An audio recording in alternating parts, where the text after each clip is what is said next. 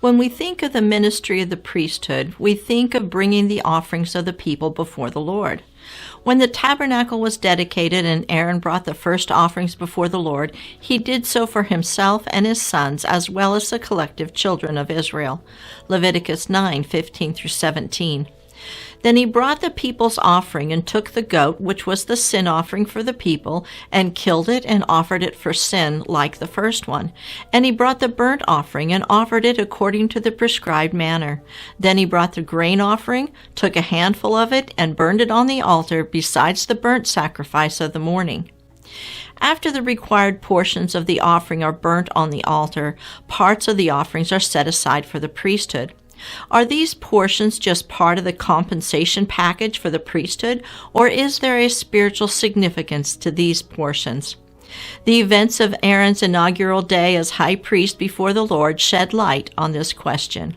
I'm Brenda Cathcart, and this is Words from Our Father.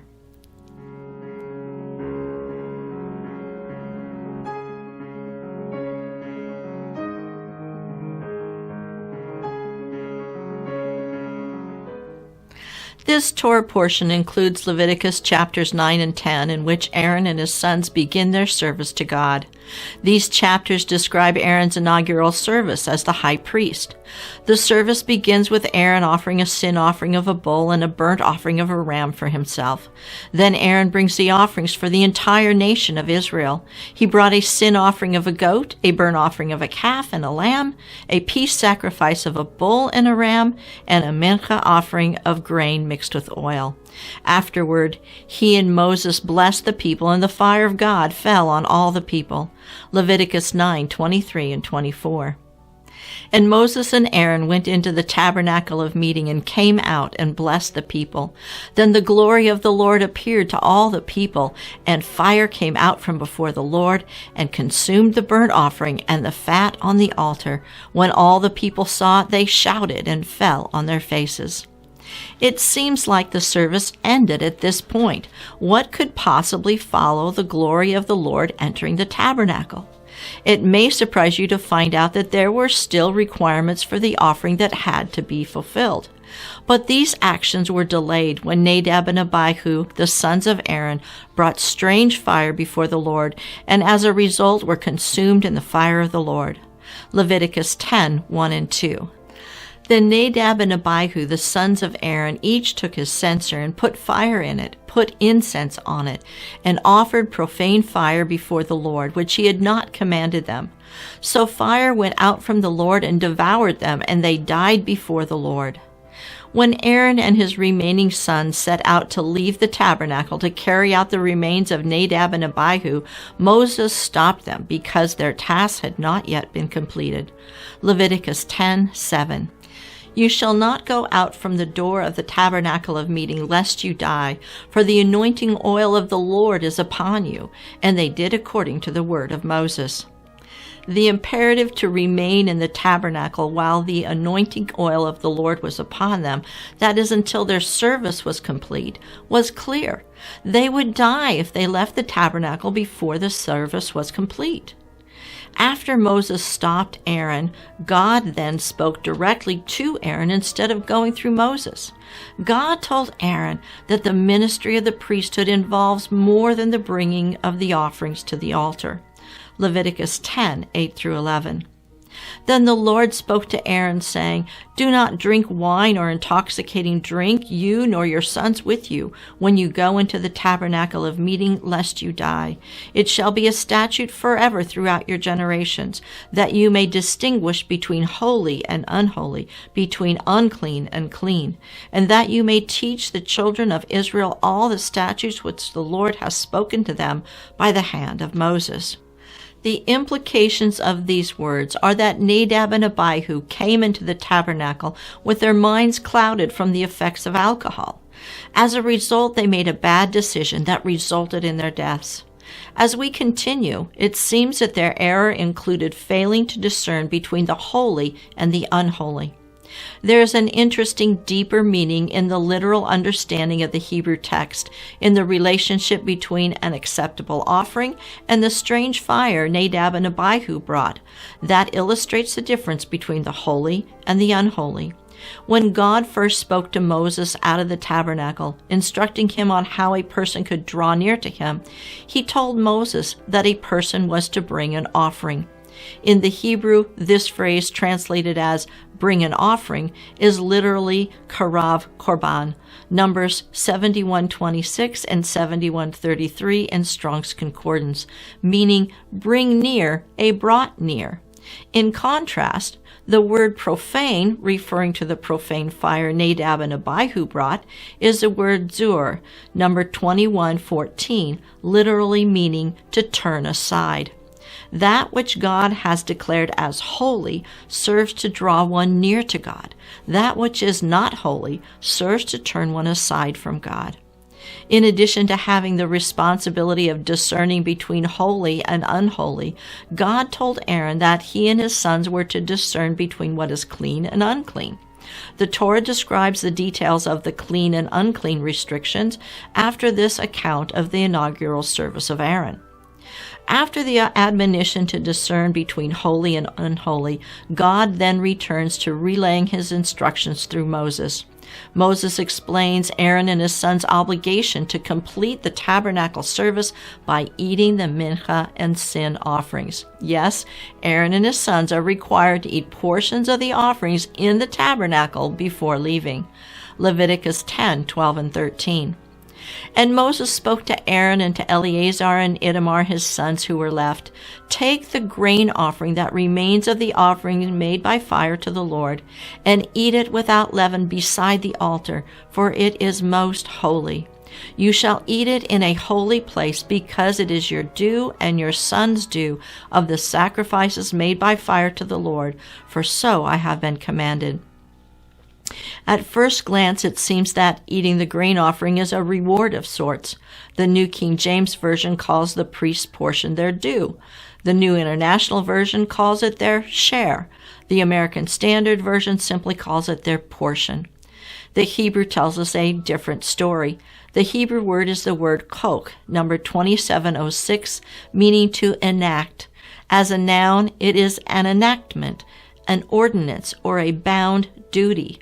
Moses reinforces the importance of this act by saying that this is what God commanded him to tell Aaron. Eating the grain offering is part of the required duty of the priest. The offering is not complete without this action. They are to eat it in the holy place, which is inside the tabernacle, in the presence of the Lord. It is both the right and the responsibility to eat this offering. Moses goes on to tell Aaron that the breast and thigh that are weighed before the Lord from the peace sacrifice are not eaten in the tabernacle. This offering could be eaten in any clean place and was to be shared with all the members of his household who were ritually clean. With the instructions of the mincha offering and the peace sacrifice clarified, Moses then went on to inquire about where they were keeping the sin offering that Aaron and his sons were to eat in the tabernacle along with the mincha offering. It is as if Moses is looking around and seeing what all needs to be completed, but the sin offering was not where it was supposed to be. When he searches carefully for it, he finds that it had been entirely burned up. Leviticus 10:16a. Then Moses made careful inquiry about the goat of the sin offering, and there it was, burned up. The procedure for bringing the sin offering varies according to what is brought and who brings it. In general, when a sin offering is brought for the entire nation, it is to be a young bull. However, this is specifically when the nation as a whole sins unintentionally, and the offering of a bull is made when the sin becomes known. Leviticus 4:13 and 14. Now, if the whole congregation of Israel sins unintentionally, and the thing is hidden from the eyes of the assembly, and they have done something against any of the commandments of the Lord in anything which should not be done and are guilty, when the sin which they have committed becomes known, then the assembly shall offer a young bull for the sin and bring it before the tabernacle of meeting. Aaron is to take the blood of this sin offering into the tabernacle and sprinkle it 7 times in front of the veil that covers the Holy of Holies. Since the blood is taken into the tabernacle, the portion of the bull that is not burnt on the burnt altar is to be taken outside the camp and burned. Aaron and his sons do not eat from this sin offering. Leviticus 6:30. But no sin offering from which any of the blood is brought into the tabernacle of meeting to make atonement in the holy place shall be eaten. It shall be burned in the fire. In fact, Aaron and his sons do not eat any portion of a sin offering that would include them. Since the offering for the whole nation is at least in part for them, they cannot eat that sin offering as God's representative to accept the offering. However, in this special sin offering that inaugurates Aaron's priesthood, the sin offering for the people is a goat, and we are told that Aaron offers it in the same way that he had earlier offered the young bull for his own sin offering. We would expect that Aaron would have brought the blood into the tabernacle and sprinkled it before the veil, but the Torah relates that Aaron put the blood on the horns of the altar and poured the rest of the blood at the base of the altar. Leviticus 9:9. Then the sons of Aaron brought the blood to him, and he dipped his finger in the blood, put it on the horns of the altar, and poured the blood at the base of the altar. Neither the blood for Aaron's sin offering nor the blood of the sin offering for the people was taken into the tabernacle. When the blood of the sin offering is not taken into the tabernacle, the sin offering is to be eaten by the priest who offers it. Leviticus 6:26 and 29. The priest who offers it for sin shall eat it. In a holy place it shall be eaten, in the court of the tabernacle of meeting. All the males among the priests may eat it. It is most holy. So in this one instance, when Aaron begins his ministry, he is to eat the sin offering for the nation. Aaron and his two remaining sons, Eleazar and Phinehas, were to eat the mincha and the sin offering for the people. After Nadab and Abihu's death, they wanted to leave the tabernacle to mourn for Nadab and Abihu and leave the inaugural ceremony incomplete. Moses instructed them to eat the portions set aside for them, but they had already burned the rest of the sin offering. Moses was angry at them because it would leave the ceremony unfinished. Leviticus 10:16b through 18. And he was angry with Eleazar and Ithamar, the sons of Aaron, who were left, saying, "Why have you not eaten the sin offering in a holy place, since it is most holy, and God has given it to you to bear the guilt of the congregation, to make atonement for them before the Lord? See, its blood was not brought inside the holy place. Indeed, you should have eaten it in a holy place, as I commanded." Moses was angry because eating the sin offering is part of bearing the guilt of the congregation and making atonement for them. Remember, the sin offering was to atone for and restore the fellowship between God and his covenant people. By eating the offerings, the priests are signifying God's acceptance of the offerings. Leaving the sin offering uneaten leaves this process of atonement incomplete. Was the sin offering accepted by God or not? Moses searched diligently for the sin offering so that this process could be completed. In Hebrew, the phrase "searched diligently" is the phrase "darosh darash," a repeat of the same word in a different tense. Literally, we would read this phrase as "searching, he searched." These two words form the exact center of the Torah. First Fruits of Zion in Torah Club Shadows of the Messiah comments on the placement of these words.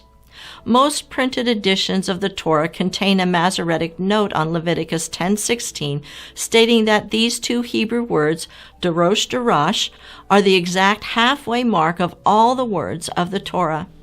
With the same number of words on either side of these repeated words, it's as if all the words of the Torah point to these words and the importance of searching diligently for the sin offering.